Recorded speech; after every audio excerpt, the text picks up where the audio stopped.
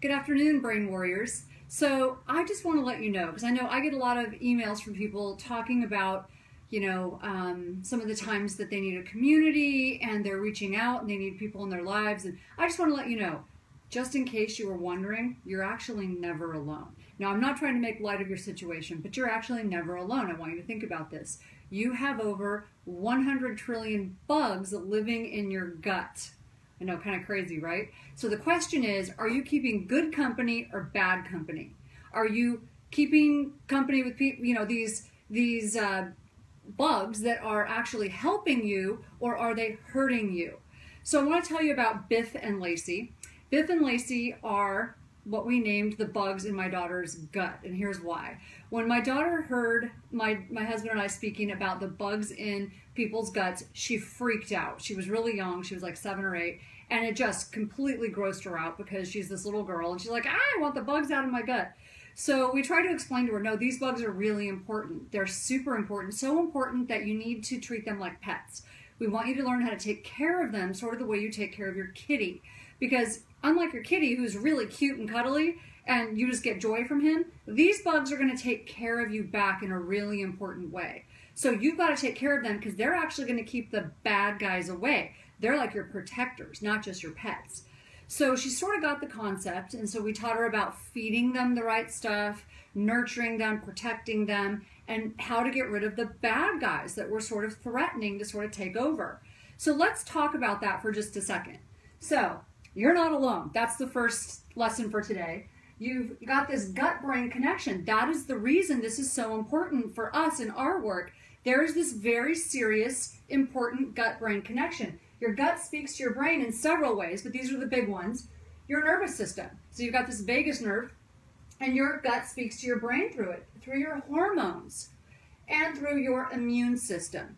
And the question is, just like with all relationships, is it a good relationship or a bad relationship? Is it good communication or is it bad communication? Because it makes all the difference in the world to your overall health. If you think about the health of a relationship, it makes all the difference in the world, right? How they're communicating. So you've got this connection and we want to protect that. That's the first thing. The next thing I want you to learn about the gut-brain connection, and actually just taking care of the good bugs in your gut,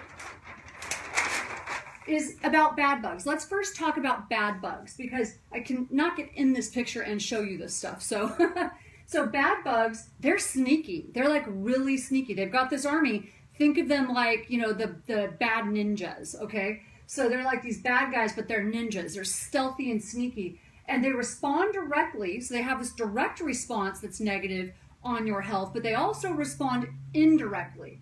So they respond indirectly because they send messages. They send these covert messages to your immune system, which increase inflammation. They increase stress responses. So that's why these bad bugs, you got to really work on decreasing the number of their army and increasing the number of the army of your good bugs. So they've got this direct response. They make your body think you've got inflammation and all these other problems, and that's all true. But there's also this indirect. Then you've got pain. Did you know that actually having too many bad bugs in your gut will increase your pain? So the feeling of pain. It decreases something in your brain, really important, called BDNF, or brain-derived neurotrophic factor. And you need BDNF to heal your brain and to form new brain cells. So really important. And it also decreases tryptophan and serotonin. And you need tryptophan to actually increase the availability of serotonin. So your neurotransmitters, the things that make you feel happy, that make you feel stable, grounded, not worry, so that you don't feel anxious, all of those things are really important, but they're affected by the bad bugs in your gut if you have too many of them. So that's what I want you to know. Oh, one last thing, almost forgot to tell you. If you have the wrong bad bugs in your gut called Firmicutes, it makes you more likely to be overweight. So really important. So one of the best ways to decrease that, obviously, we're going to talk about, is to decrease the number of the bad bugs in your gut. It actually helps you modulate weight control and blood sugar stabilization. So now, good bugs. What are they? Why? Why do we need all these good bugs? Because they decrease the bad bugs. Think about this war going on in your gut for territory. Okay, so the more good bugs you have, they literally will attach to the walls of your intestines, and they make it so they take up more real estate so the bad bugs can't survive. They take up nutrition and real estate. Now the bad bugs can't survive and they have to go away. Decreases those stinky negative messages that I was talking about to the brain. So it diminishes those messages we were talking about that the bad bugs send. Decreases the stress response. So all those horrible chemicals that get set off by the bad bugs, those stress response chemicals, get diminished when you have good bugs in your gut, and you diminish the number of the bad bugs.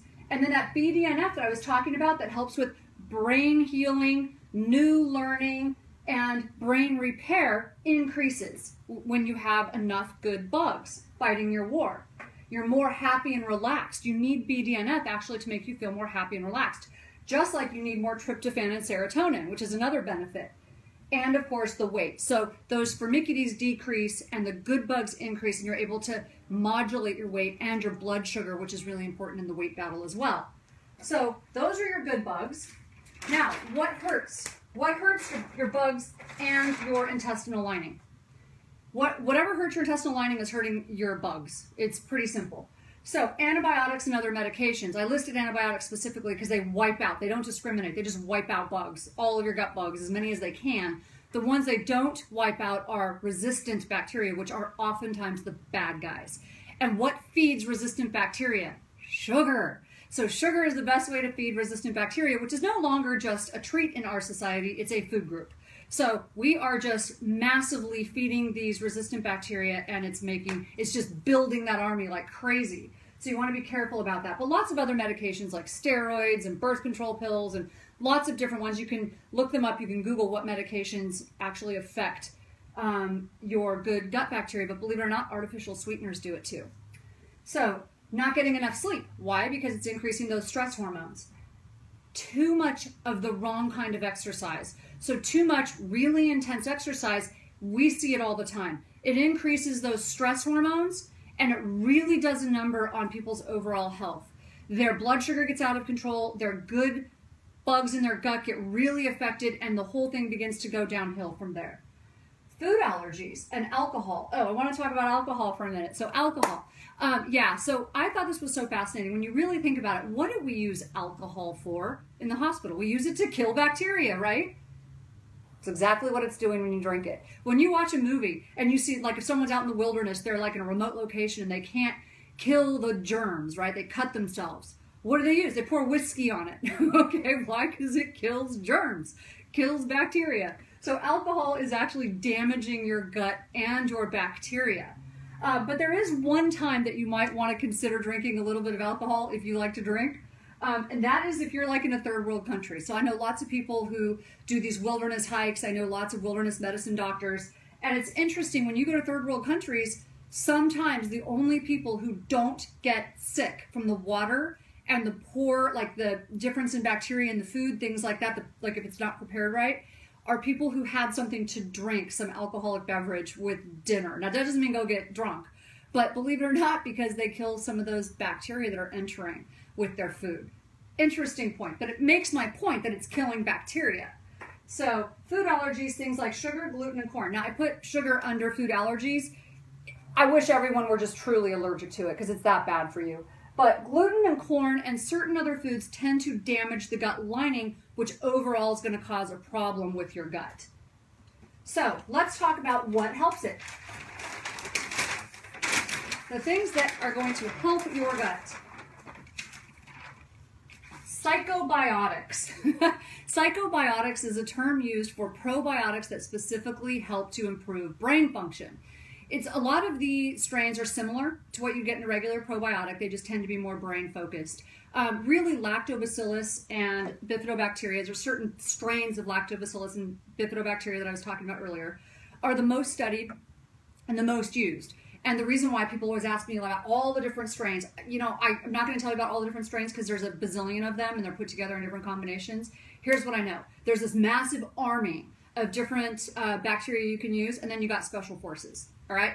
So I don't know about you, but I want the special forces working for me, and that's what most of the really good brands are going to use, are those special forces. So psychobiotics, fermented foods, foods that have probiotics in them. So things like yogurt, kefir, kombucha. But I'm going to say this about any commercial brand of those things: be very careful that there's no sugar added, or you are completely defeating the purpose. If you're making it at home, be careful that you're doing it properly and don't add sugar to it. It's supposed to be tart. Kill the sugar and the alcohol, unless you're hiking in a third world country, and get more sleep, moderate exercise. So don't get this crazy intense exercise for 2-3 hours at a time where you are just damaging your body, increasing those stress hormones, and manage your stress. So we're not getting away without stress, not a chance in our society. It's not about not having stress. It's about how you feel about the stress in your life and how you modulate and manage it, right? So those people who have the best stress management are the healthiest. It's not about eliminating it, because that isn't going to happen. That's just not realistic. So you can get my blog on this, and as well as a whole bunch of recipes, if you go to TanaAmon.com, and I actually have a lot more information on probiotics, the good and the bad guys in your gut.